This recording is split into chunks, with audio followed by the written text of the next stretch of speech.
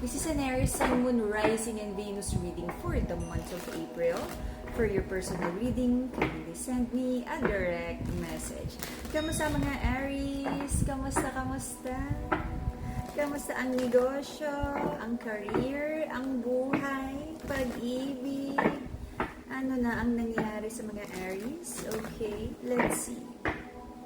Nakalimutan ko yung reading natin for March. But hopefully, nakagawa ng mga tamang decision that is aligned dun sa mga future plans na binibuild nyo para sa sarili nyo. Okay? Let's see kung anong energy ng mga Aries this April. Okay? Iba-iba ang sitwasyon. Pwedeng nangyari na, pwedeng mangyayari pa lang. Yung iba is nangyayari right now kung ano man. Alright, let's see. Aries, Sun, Moon, Rising, and Venus reading for the month of April. Okay? Remind ko lang uli kayo, hindi po ako magme-message sa inyo isa-isa. Ingat sa mga scammers. If in doubt, message nyo muna ako. Sa mga lumang clients, alam nyo yung nag-iisang number ko. Yun din ang ating GCash. Okay? Ang crystals natin nakasale pa rin hanggang katapusan ng March. Okay? PM lang para sa inyong mga crystals. Lahat ng crystals natin high quality, blessed, cleanse, and ritualized by Light and Guide. Okay? The Hangman, overthinking, and you feel trapped sa situation you're right now. May isang home situation or long-term situation, isang relasyon na may pangakong long-term, but it feels like medyo nalalabuan ka. Ano na ba yung mangyayari sa future? Masaya ba with the current situation right now? I feel hindi ka ganun ka-happy ko ano man yung mga nangyayari. But I feel nagkaroon ka ng decision to stay. Sabi mo, this is like may kasal, engagement, may pangako, marami nang naging future plans. And for some of you, nakikita mo yung person mo sa future mo, kaya kumakapit ka sa relasyon. Okay. The Justice card is the energy of kasal, doing what's right, sa isang pag-ibig na totoo. And kung ano man din yung mga reason sa relationship na to, Aries, you feel trapped sa situation. Hindi ito yung ideal na situation na gusto mo na long term or para sa family, but sabi mo, ganun talaga. Okay? For some of you, it could be like the energy of kasal, kaya hindi ka makaalis basta-basta sa relationship na to. Or may mga batang involved na kahit hindi na ganun ka-happy, sabi mo, sige, kapit lang, ayusin, i-prioritize ang dapat i-prioritize. Kung hindi makaalis or hindi ma-fix for now ang nangyayari na to, na challenging situation sa relationship, then be it. Sabi ng feminine sa connection na to, hawak-hawak niya yung cup of love. Sabi niya, ibibigay niya yung cup of love na to, pagmamahal, pagtitiwala, at pagkikare sa mga taong kaya siyang i-reciprocate. Meron siyang isang energy, I feel yung masculine, ay sabi niya is, pagod na siyang magbigay ng pagpapahalaga, pagmamahal, nagdadala sa kanya ng overthinking, ang situation na to na I feel na may kinalaman yung masculine. Okay? It could be like a past decision ng masculine, kaya nagkaroon ng ganitong klaseng hindi magandang energy sa pagsasama. But sabi ng masculine, iniisip niyang mabuti, ano ba talaga yung priorities? Kaya ba talagang ipaglaban to? Ito na ba talaga yung gusto niya? Okay? May malaking decision making na kailangan gawin ang masculine sa relationship na to. I feel nagkakaroon din ng issue sa pera, yung masculine. Okay? So this is not just about love. This is also about financial issues sa relationship na to. Hanggang kayang magtipid para sa family, future plans, kung ano man yung mga gustong investment. But I feel this is more about tightening the belt, na wag munang masyadong magastos kasi parang may mga delays sa financial blessings. This also feels like may mga hinihintay na like commission, may hinihintay na ekstrang pera sana na makakapagdala ng, alam mo yun, na sana mabayaran na in advance yung mga bagay-bagay, but nagkakaroon talaga ng delays. Okay? Someone feels so broken-hearted about this partnership, pero sabi, sige, bala-balanse lang, patience, hintay-hintay ng konti, avoiding conflict energy. Someone is thinking na makipag-usap, makipag-reconnect, makipag-reconcile. But parang pareho na kayong jaded, no? Na kapag nag-usap, lagi na lang din naman nag-aaway. At kung ano man yung mga pag-uusapan, kaya pa ba talagang i-heal or i-repair yung mga betrayal, false promises na nangyari sa relationship na to? Okay? Kapit lang, Aries, because may nakikita ako dito na nasa sayo, no? Nasa kamay mo. This is your future. This is plan A, plan B. May parating na magandang swerte, pero yung swerte na yan nakadepende kung paano mo planuhin at ayusin yung buhay mo para maayos yung like long-term stability na to. Okay?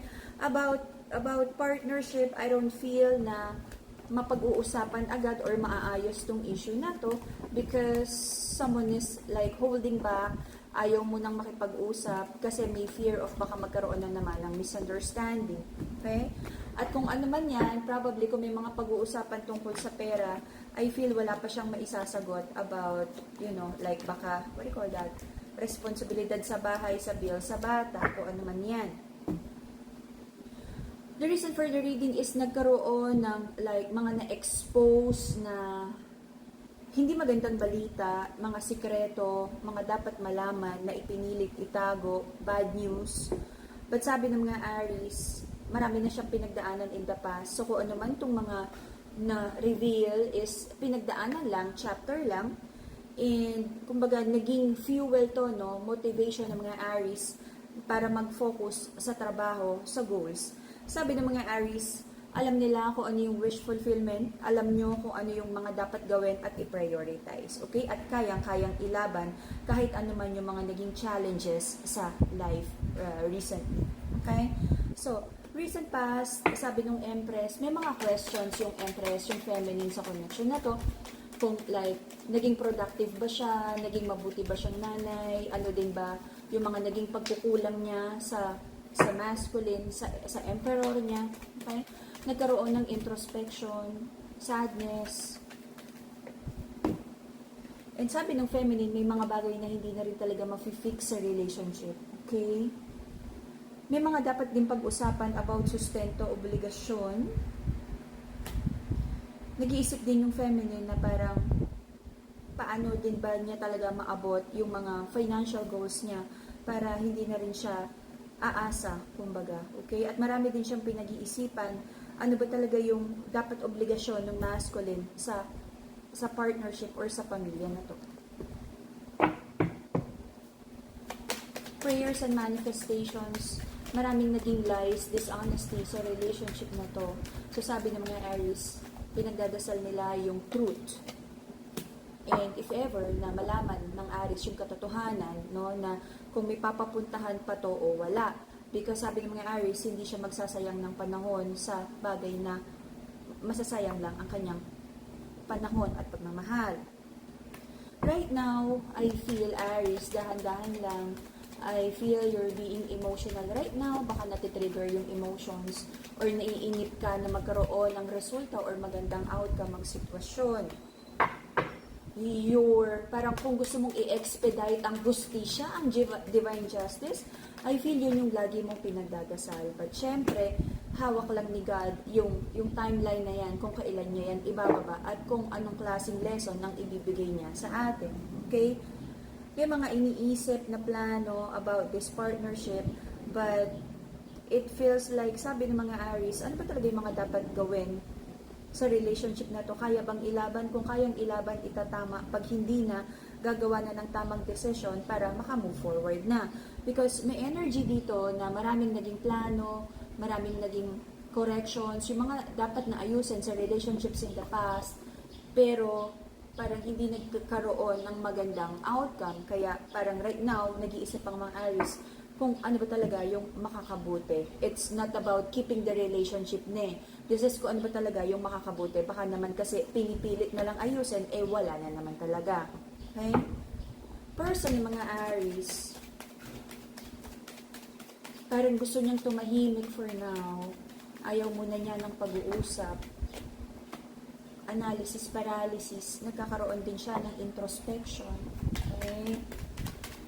Meron din siyang natanggap na hindi magandang balita, pero para sa kanya, kung ano yung katahimikan, kung ano yung paglayo niya for now, is sabi niya para damage control, para ma-avoid muna yung conflict for now.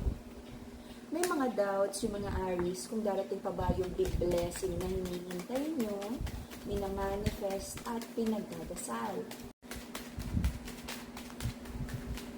Blessings, blessings, blessings. Pinagdadasal ng mga Aries na magkaroon ng recovery at healing yung finances. I feel nagkaroon ng malaking gastos, or for the last chapter ng buhay mo, parang naging tight yung money. So pinagpe-pray mo na sana bumuhos na yung biyaya this time. Until the end of July, there's an energy again na may mga madidiscover, especially yung feminine, na lies sa connection na to. So matatanggap ang truth, and kahit disappointing or painful ang truth na to about this love connection, sabi ng feminine, mahalaga alam na niya yung totoo. Betrayal, backstabbing energy. And I feel magiging confrontational ang feminine sa connection na to. Ano tong lies na to? Ano tong deceit na to? Anong cheating energy to? Why did you betray me? Magkakaroon ng confusion sa part ng feminine at makikipag-usap siya to seek for clarity. But I feel feminine, if you're listening to this, kalmahan lang, dahan-dahan, because nakikita ko dito sa sobrang sama ng loob mo, marami kang masasabing talagang masakit sa masculine. Itong masculine na to, hindi ko siya nakikitang magte-take ng personal accountability kung ano man yung malalaman mo.